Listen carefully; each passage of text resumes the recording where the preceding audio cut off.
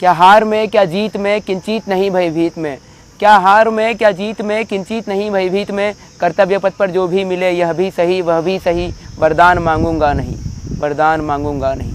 Hello friends, मेरा नाम प्रदीप सिंह है। मेरी यूपीएससी सिविल सर्विसेज एग्जामिनेशन 2018 में 93rd रैंक आई है और इस वीडियो में मैं आपको बताऊंगा कि आप आईएएस की परीक्षा को कैसे हरा सकते हैं। और मैं इसमें आपके साथ कुछ गोल्डन रूल्स शेयर करूंगा जिसको फॉलो करने के बाद, जिसको रिलीजियसली फॉलो करने के बाद कोई भी व्यक्ति आईएएस की परीक्षा आसानी से क्लियर कर सकता है। बुक लिस्ट सभी बताते हैं कि कौन सी बुक्स फॉलो करने चाहिए, क्या प्रॉपर स्ट्रेटेजी होनी चाहिए। तो मैं आज वो नहीं बताऊंगा, मैं आपको केवल ये बताऊंगा कि कौन से ऐसे कुछ सूत्र हैं जो आपको फॉलो करने चाहिए आपकी यूपीएससी की परीक्षा को क्लियर करने के लिए या फिर किसी भी एग्ज़ाम को क्लियर करने के लिए। जो बेसिक कुछ फंडास होते हैं वो मैं आपको बताऊँगा। तो सबसे पहला मेरा फंडा ये है कि जो भी डिस्ट्रैक्शन हो, जो भी ऐसी चीज़ हो जो आपके लक्ष्य से आपको दूर ले जाती हो, उन सारे डिस्ट्रैक्शंस को दूर करें। जैसे कुछ लोग सोशल मीडिया पर काफ़ी एक्टिव होते हैं, व्हाट्सएप, इंस्टाग्राम, फेसबुक दिन भर चलाते हैं, मोबाइल पर दिन भर लगे रहते हैं, यूट्यूब दिन भर चलाते हैं, या फिर कुछ लोगों को घूमने का बहुत शौक़ होता है, कुछ लोगों को बाहर की चीज़ें खाने का बहुत शौक़ होता है, या फिर घर जाने का शौक़ होता है, किसी से बात करने का शौक़ होता है। तो ऐसी कोई सी भी चीज़ जो आपको अपने लक्ष्य से दूर करती हो, इन चीज़ों को जब आप यूपीएससी की प्रिपरेशन कर रहे हो तो अपने पास ना आने दें। क्योंकि जब आप अपने डिस्ट्रैक्शंस को दूर करेंगे, जितना आप अपने डिस्ट्रैक्शंस को दूर करेंगे उतने ही आप अपने लक्ष्य के करीब जाएंगे। मेरा दूसरा एडवाइस ये होगा कि आप अपनी प्रिपरेशन में डिसिप्लिन लाएँ। डिसिप्लिन मतलब सेल्फ कंट्रोल। मतलब अगर आप यदि कोई गोल सेट करते हैं, अगर आप कोई टाइम टेबल बनाते हैं, अगर आप ये तय करते हैं कि आपको पॉलिटी 5 दिन में ख़त्म करनी है, तो आपका फोकस होना चाहिए कि आप पॉलिटी 5 दिन में ख़त्म करें। क्योंकि जब आप अपने गोल्स को एक्सटेंड करते हैं और जब आप 5 दिन के गोल को 7 दिन में अचीव करते हैं, तो आप अपने गोल से उतना ही दूर जाते हैं और बाकी चीज़ें करने के लिए आपके पास टाइम कम होता है। जैसे मेरा रूटीन ये था कि मैं सुबह 6 बजे उठता था, 7 बजे से मेरी पढ़ाई शुरू हो जाती थी और 7 बजे से 11 बजे तक, 11:30 बजे तक मैं पढ़ता था। 11:30 से 12 तक का ब्रेक होता था जिसमें मैं खाना खाता था।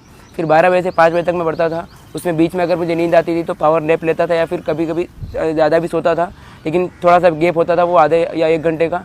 फिर 5 बजे से मैं 9 बजे तक पढ़ता था। फिर 9 से 10 खाना खाना और थोड़ा बहुत एंटरटेनमेंट, और फिर 10 बजे से 1 बजे तक मेरी पढ़ाई होती थी। तो अगर आपने कोई रूटीन सेट किया तो उस रूटीन को रिलीजियसली फॉलो करें। और थोड़ी बहुत फ्लेक्सिबिलिटी अलाउड है, लेकिन इतनी फ्लेक्सिबिलिटी नहीं कि आप अपने गोल को ख़त्म करने के लिए 5 दिन के अलावा 10 दिन ले रहे हैं या फिर 5 दिन के काम को 15 दिन में ख़त्म कर रहे हैं। ऐसे बहुत सारे मोमेंट्स आएंगे आपके प्रिपरेशन में जब आप अपने आप को पूरा टाइम नहीं दे पाओगे, अपनी पढ़ाई को टाइम नहीं दे पाओगे। कभी लाइट चली जाएगी, कभी दोस्त घर पे आ जाएंगे, कभी घर से फ़ोन आ जाएगा, या फिर कभी बाहर घूमने जाने का मन करेगा, कभी कुछ खाने जाने का मन करेगा। तो ऐसे बहुत सारे लो मोमेंट्स भी आएंगे जब आपको लगेगा कि ये एग्ज़ाम बहुत टफ है, मैं इस एग्ज़ाम को क्लियर नहीं कर सकता, ये बहुत, इसमें 5 से 10 लाख लोग एस्पायर कर रहे हैं एग्ज़ाम देने के लिए, तो इस पर मेरा क्या होगा। लेकिन जब ऐसे फीलिंग आए, जब ऐसी चीज़ें आपके मन में आए, तो सबसे पहले अपने आप से क्वेश्चन करो कि मैं ये एग्ज़ाम क्यों दे रहा हूँ। मोटिवेशन कहाँ से आता है। मुझसे बहुत लोग ये पूछते हैं कि आपका मोटिवेशन कहाँ से आता है, इतना 1 साल में एग्ज़ाम कैसे क्लियर हो गई। तो मैं बोलता हूँ कि मोटिवेशन आपके अंदर से आना चाहिए, और मोटिवेशन अंदर से तब आएगा जब यूपीएससी में अपीयर होने का फ़ैसला आपका खुद का होगा। आप जब भी कोई अपनी प्रिपरेशन के दौरान ऐसा फेज़ आए और जब भी आपको लगे कि नहीं मैं नहीं कर सकता, तो अपने आप से सवाल कीजिए कि आपने ये प्रिपरेशन शुरू क्यों की है। ये फ़ैसला आपका था या आप पे थोपा गया था। और मुझे लगता है कि ज़िंदगी हर व्यक्ति को कोई एक ना एक मौका ज़रूर देती है जिसमें वो अपने आप को साबित कर सके। तो यदि ये फ़ैसला आपके ऊपर थोपा गया था, तब भी आपके पास एक मौका है जिसमें आप अपने आप को साबित कर सकते हैं और समाज के ऐसे तबके में जाकर बैठ सकते हैं जहाँ से आप पूरे समाज को सेवा कर पाएंगे और समाज में एक अलग स्थान अपना बना पाएंगे। तो ज़िंदगी ने अगर आपको ये मौका दिया है, अगर आप प्रिपरेशन करने के लिए यहाँ आए हैं दिल्ली, या फिर आप घर से प्रिपरेशन कर रहे हैं, तो आपके पास ये बहुत शानदार मौका है जिसमें आप अपनी कैपेबिलिटीज़ को और अपने पोटेंशियल को और निखार पाएंगे और इस एग्ज़ाम को क्लियर करके दुनिया को ये बता पाएंगे कि आपका एक्चुअल पोटेंशियल क्या है। दुनिया में ऐसी कोई चीज़ बनी ही नहीं जिसे हासिल नहीं किया जा सकता। एक बहुत ही प्रूवन फैक्ट है कि 21 दिन में लोग अपनी आदत बदल सकते हैं। तो अगर 21 दिन में आदत बदल सकते हैं, तो मैं मानता हूँ कि 1 साल में तकदीर अवश्य बदली जा सकती है। तो अगर आपको अपनी तकदीर बदलनी है तो कंटिन्यूअस रिगरस मेहनत करें और मेहनत का फल अवश्य मिलेगा।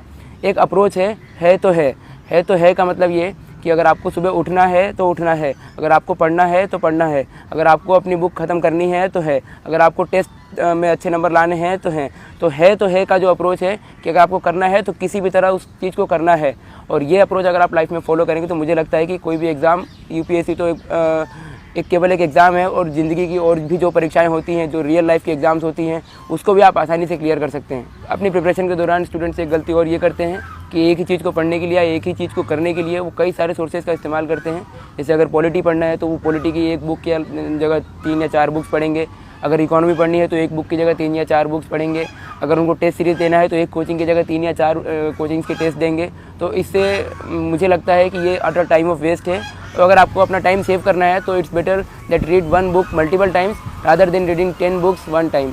तो इसका मतलब यही है कि अपना टाइम सेव करें और जितना एफिशिएंटली आप अपनी बुक को रिवाइज़ कर सकते हैं और जितनी कम बुक सोर्सेज के साथ, जितने कम कंटेंट के साथ आप बेटर यूटिलाइजेशन कर सकते हैं तो वो करने की कोशिश करें। अगर आप एक ही बुक से आपके अंदर ये कॉन्फिडेंस आता है कि हाँ ये टॉपिक मैंने अच्छे से कवर कर लिया है और इस टॉपिक पे मैं कुछ भी लिख सकता हूँ या इस टॉपिक का कोई भी क्वेश्चन मैं आंसर कर सकता हूँ, तो दूसरी कोई बुक पढ़ने की आवश्यकता नहीं है। और यूपीएससी की डिमांड ये नहीं है कि आप बहुत सारा आपके पास कंटेंट हो, बहुत सारा नॉलेज हो, क्योंकि वो ऑलरेडी बहुत सारे लोगों के पास है। लेकिन मैंने अधिकतर ये देखा है कि जिन लोगों के पास बहुत सारा नॉलेज होता है वो इस एग्ज़ाम को क्लियर नहीं कर पाते हैं, क्योंकि लेस इज़ मोर हियर। जितना कम आपके पास नॉलेज है उतना ज़्यादा आपके लिए बेनिफिशियल है। नॉलेज सारी सब्जेक्ट्स का होना चाहिए, उसके लिए आप सिलेबस और प्रीवियस ईयर पेपर्स देखें और जितना भी जैसे भी क्वेश्चन पूछे गए हैं, जिस टॉपिक से जैसे क्वेश्चन पूछे गए हैं वैसा एनालाइज करें आप और अपने प्रिपरेशन में ये चीज़ लाने की कोशिश करें कि कम से कम सोर्सेज पर रिलाई करें और उन सोर्सेज का बार बार रिवीजन करें, ताकि जो भी सोर्सेज आप पढ़े हैं उसका वो पूरी आपको कंठस्थ हो और आपको एकदम मगअप होना चाहिए वो सारी चीज़ें। और अगर आप पेपर भी पढ़ रहे हैं तो कम से कम पेपर्स पढ़ने की कोशिश करें और ज़्यादा से ज़्यादा अपने माइंड को डेवलप करने की कोशिश करें, क्योंकि कंटेंट आपके पास जितना है उतने में ही आपको डिलीवर करना है। और जब आप एग्ज़ाम लिख रहे होंगे, प्रीलिम्स तो ऑब्जेक्टिव होता है लेकिन मेंस सब्जेक्टिव होता है, तो जब भी आप लिख रहे होंगे पेपर तो आपके पास अगर आपने बहुत सारे सोर्सेज से पढ़ाई की है तो एट दैट टाइम आपको इतनी सारे सोर्सेज से अगर पढ़ा है तो दिमाग में बहुत कम चीज़ें आती हैं और लिखने में भी बहुत सारा कन्फ्यूजन होगा। और अगर एक ही सोर्स से बार बार पढ़ा है तो लिखने में बहुत आसानी होगी और आसानी से आप कोई भी क्वेश्चन का आंसर लिख पाएंगे। तो मेरा एडवाइस होगा कि कम सोर्सेज पर रिलाई करें और उन सोर्सेज का बार बार रिवीजन करें। एक सबसे बड़ी चीज़ होती है जब भी आप किसी चीज़ की प्रिपरेशन कर रहे हो या किसी चीज़ की तैयारी कर रहे हो, तो सबसे बड़ी चीज़ होती है कि कॉन्फिडेंस। आपके अंदर ये कॉन्फिडेंस होना चाहिए कि हाँ मैं ये चीज़ कर सकता हूँ। और कॉन्फिडेंस तभी आएगा जब आप पूरी तरह से उस चीज़ के लिए तैयार हैं। यदि आप यूपीएससी प्रीलिम्स का एग्ज़ाम देने जा रहे हो या मेंस का एग्ज़ाम देने जा रहे हो तो आपके अंदर ये कॉन्फिडेंस आना चाहिए कि हाँ मैंने तैयारी पूरी की हुई है। तो इसका सबसे बड़ा तरीका ये है कि आप अपने माइंड को फूल करें, आप अपने माइंड को बेवकूफ़ बनाएं कि हाँ मैंने तैयारी की हुई है। हो सकता है कि आपने इकोनॉमी थोड़ा आपका वीक रह गया हो सकता है आपका हिस्ट्री थोड़ा वीक रह गया हो, लेकिन अपने माइंड को ऐसे ट्रेन करें कि नहीं मैंने हिस्ट्री पूरा पढ़ा हुआ है और मैंने जितना पढ़ा है उतने में से मैं सारे क्वेश्चंस का आंसर कर पाऊंगा। तो अपने माइंड में ऐसा कॉन्फिडेंस डेवलप करें कि नहीं कैसा भी क्वेश्चन आएगा I will be able to handle that question. तो जब ये कॉन्फिडेंस आपके अंदर आएगा तो कैसा भी पेपर हो, तो अगर आप तुक्के भी मारेंगे तो आपके तुक्के भी सही जाएंगे, क्योंकि आपके अंदर कॉन्फिडेंस होगा और जितना कम नॉलेज होगा उस कम नॉलेज पे भी आप अपने आप को ज़्यादा डिलीवर कर पाएंगे। एक बहुत ही फेमस लाइन है जो मैंने सुनी थी कहीं कि मंजिल तो मिल ही जाएगी भटकते ही सही, गुमराह तो वो हैं जो घर से निकले ही नहीं। तो अगर आप घर से निकल गए हैं तो मंजिल ज़रूर मिलेगी आपको। ये ज़रूर है कि टाइम ज़्यादा लग सकता है या फिर ये भी हो सकता है कि कभी मंजिल पे पहुंचने के रास्ते में आपका रास्ता बदल जाए, क्योंकि हो सकता है कि कई बार 5 या 6 अटैम्प्ट देने के बाद भी एग्ज़ाम नहीं होता है क्लियर। लेकिन इसका मतलब ये नहीं है कि आपकी ज़िंदगी ख़त्म हो गई। ज़िंदगी यहाँ से शुरू होती है और ज़िंदगी का नया ट्रैक वहाँ से शुरू होता है। इन 4-5 सालों में जो भी आपकी प्रिपरेशन का फेज़ है उसमें कई सारी चीज़ें नई सीखने को मिलती है। तो अगर मेरा एडवाइस ये होगा कि अगर आप घर से निकल चुके हो प्रिपरेशन के लिए, अगर आपने प्रिपरेशन शुरू कर दी है तो पूरी डेडिकेशन के साथ, पूरी डिटर्मिनेशन के साथ एग्ज़ाम दो। 10 लाख से ज़्यादा लोग इस एग्ज़ाम का फॉर्म भरते हैं और 5-6 लाख से ज़्यादा लोग इस एग्ज़ाम को देते हैं। इसका मतलब ये नहीं है कि सारे लोगों का एग्ज़ाम क्लियर होगा, लेकिन एग्ज़ाम अगर क्लियर नहीं भी होता है तो भी कोई टेंशन की बात नहीं है। टेंशन की बात तब है जब आपने उस एग्ज़ाम के लिए पूरा हार्डवर्क नहीं दिया है। अगर आपका एग्ज़ाम क्लियर नहीं होता है और अगर आपने हार्डवर्क पूरा किया है तो आपके अंदर वो एक तरह से काफ़ी सेटिस्फेक्शन वाला भाव होगा कि नहीं मैंने प्रिपरेशन पूरी की थी। हो सकता है लक मेरे साथ ना हो सकता है कि बाकी लोगों ने ज़्यादा मुझसे मेहनत की हो इसलिए उनका सिलेक्शन हो गया है, या बाकी लोगों की किस्मत अच्छी है। लेकिन आपको एटलीस्ट अपनी लाइफ में कभी रिग्रेट नहीं होगा कि नहीं मैंने मेहनत नहीं की, या फिर मैंने अगर थोड़ा ज़्यादा टाइम दे दिया होता, थोड़ी मस्ती कम की होती तो मेरा सिलेक्शन हो जाता। तो इसलिए पूरी तरह से आप अगर प्रिपरेशन में लग रहे हैं तो पूरा हार्डवर्क कीजिए, सारे डिस्ट्रैक्शंस को अवॉइड कीजिए, सारे मिथ्स को अवॉइड कीजिए और पूरी तरह से इस प्रिपरेशन में लगिए, ताकि बाद में आपको लाइफ में कभी ये रिग्रेट ना हो कि मैं थोड़ा बहुत और हार्ड वर्क कर सकता था, मैं थोड़ा बहुत और टाइम सेव कर सकता था, मैं अगर मूवी देखने नहीं जाता, मैं अगर यूट्यूब नहीं चलाता, मैं सोशल मीडिया पे ज़्यादा एक्टिव नहीं होता और मैं दोस्तों से बातचीत अगर कम रखता अपने प्रिपरेशन के दौरान, मैं ज़्यादा अगर सोशल एनवायरनमेंट में नहीं जाता और अपने प्रिपरेशन के टाइम पे बिल्कुल लोन वोल्फ की तरह अगर प्रिपरेशन करता तो मेरा हो जाता। अगर ये भाव अगर आपके बाद में आपको आएगा तो पूरी लाइफ भर आपका रिग्रेट होगा। इसलिए भले एग्ज़ाम में सक्सीड हो या ना हो, मेहनत पूरी करो ताकि बाद में कोई रिग्रेट भी ना हो, और बाकी अगर रिग्रेट नहीं होगा तो लाइफ के दूसरे एग्जाम्स में आप आराम से सक्सीड करोगे। एक और बात ये है कि इस एग्ज़ाम में काफ़ी सारे मिथ्स बने हुए हैं कि कोचिंग करना कंपलसरी है, एक अच्छे बैकग्राउंड से होना ज़रूरी है, IIT है IIM से होना ज़रूरी है और मेट्रोपॉलिटन सिटी से होना ज़रूरी है, दिल्ली में प्रिपरेशन करना ज़रूरी है और बिना कोचिंग के टेस्ट सीरीज़ के, बिना कोचिंग के गाइडेंस के हो ही नहीं सकता एग्ज़ाम। आप Tier 2 या Tier 3 सिटीज़ से आते हैं तो आपका सिलेक्शन नहीं हो सकता। 10th-12th में अच्छे परसेंटेज होने चाहिए, ग्रेजुएशन में अच्छे परसेंटेज होने चाहिए। पर मुझे लगता है कि ये सारे मिथ इसलिए बनाए गए हैं ताकि इस एग्ज़ाम को और टफ बनाया जा सके और मार्केट में जो लोग इस एग्ज़ाम से प्रॉफिट कमा रहे हैं या इस एग्ज़ाम का फ़ायदा उठा रहे हैं उनको और प्रॉफिट हो। तो मुझे लगता है कि बिना कोचिंग के भी प्रिपरेशन हो सकती है। 10th-12th में अगर अच्छे परसेंटेज ना हो तो भी एग्ज़ाम क्लियर हो सकती है। मैं खुद इंदौर से आता हूँ, ना IIT से हूँ ना IIM से हूँ। ग्रेजुएशन मेरा BCom ऑनर्स में था। 22 की एज है, फर्स्ट अटैम्प्ट में एग्ज़ाम क्लियर हुआ है। तो कई सारे मिथ तो मैंने खुद ब्रेक किए हैं।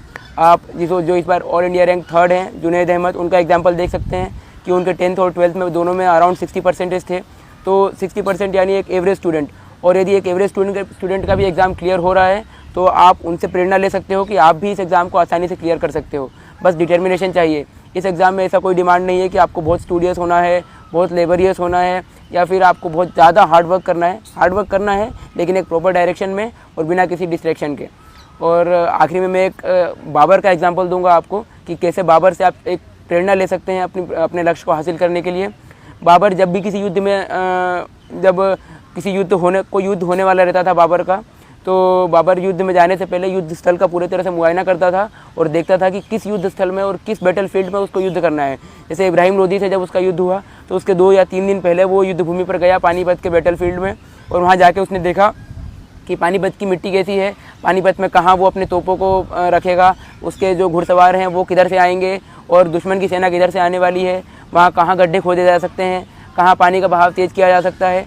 तो और जब राणा संगा से भी बैटल हुआ तो राणा संगा की सेना जब 1.5 या 2 लाख की राणा संगा की सेना थी और बाबर के पास केवल 30 या 40 हज़ार सैनिक थे, लेकिन बाबर का हौसला इतना मजबूत था कि उसे पता था कि वो इस युद्ध को आराम से जीत सकता है अगर वो बैटल फील्ड में जाके देखे और अपनी बैटल फील्ड में अपनी मजबूत पोजीशन बनाए। तो वो बैटल फील्ड में गया, उसने देखा कि कहाँ से राणा संगा पर सबसे ज़्यादा आक्रामक रूप से हमला हो सकता है। तो मेरा इसका सबसे बड़ा कहने का मतलब यही है कि UPSC को एक बैटल फील्ड की तरह लें और जब भी आप UPSC की प्रिपरेशन शुरू कर रहे हैं तो उससे पहले बैटल फील्ड यानी UPSC के सिलेबस को देखें, बैटल फील्ड यानी UPSC के प्रीवियस ईयर पेपर्स को देखें और देखें कि किस युद्ध में आप उतरने जा रहे हैं, किस युद्ध का आप सामना करने जा रहे हो और इस युद्ध को जीतना है तो आपकी पोजीशन क्या होनी चाहिए। UPSC आपका दुश्मन है तो UPSC की पोजीशन कहाँ है और आपका कौन से पोजीशन से UPSC पर सबसे आक्रामक रूप से अटैक हो सकता है। और दूसरी चीज़ बाबर की एक और सीखने लायक ये है कि बाबर जब भी कोई चीज़ करने जाता था तो अपनी सारी सबसे प्रिय चीज़ों को, सबसे फेवरेट चीज़ों को छोड़ देता था। और मुग़ल सम्राट भी इन काफ़ी ऐसी चीज़ों के लिए फेमस है कि उन्हें काफ़ी चीज़ का वो लोग नशा करते थे। तो लेकिन जब बाबर का युद्ध राणा संगा से होने वाला था तो बाबर ने सारी उन चीज़ों का त्याग कर दिया जो उसे उसके लक्ष्य से दूर ले जाती हो। जैसे उसने शराब का सेवन करना बंद कर दिया, उसने मदिरा पान करना बंद कर दिया, नृत्य देखना बंद कर दिया और जितने भी अलग अलग एंटरटेनमेंट के साधन थे वो सारे उसने दूर कर लिए। और जब तक युद्ध उसने नहीं जीता तब तक इन सारी चीज़ों को हाथ तक नहीं लगाया। तो मेरा आपसे यही सबसे बड़ा एक मैसेज होगा कि जब भी आप UPSC की प्रिपरेशन शुरू करें तो अपनी उन सारी चीज़ों को दूर कर लें, उन सारे डिस्ट्रैक्शंस को दूर कर लें जो आपको अपने लक्ष्य से दूर ले जाती हैं। और लास्ट में मैं एक मैसेज देना चाहूँगा, एक कविता जो मुझे बहुत प्रेरित करती है और मुझे लगता है आपको भी प्रेरित करेगी। जब नाव जल में छोड़ दी तूफ़ान में ही मोड़ दी, जब नाव जल में छोड़ दी तूफ़ान में ही मोड़ दी, दे दी चुनौती सिंधु को फिर धार क्या मझधार क्या मृत्यु को वरदान ही मरना लिया जब ठान ही, फिर जीत क्या फिर हार क्या। छोड़ सुख की कामना आरंभ कर दी साधना, जब छोड़ सुख की कामना आरंभ कर दी साधना, संघर्ष पथ पर बढ़ चले फिर फूल क्या अंगार क्या। मैं दिल्ली नॉलेज ट्रैक को बहुत बहुत धन्यवाद देना चाहूँगा कि वो स्टूडेंट्स को मोटिवेट करने के लिए काफ़ी अच्छे अच्छे वीडियोस लेकर आ रहे हैं यूट्यूब पे। Thank you for watching this video and all the best for your future aspirations.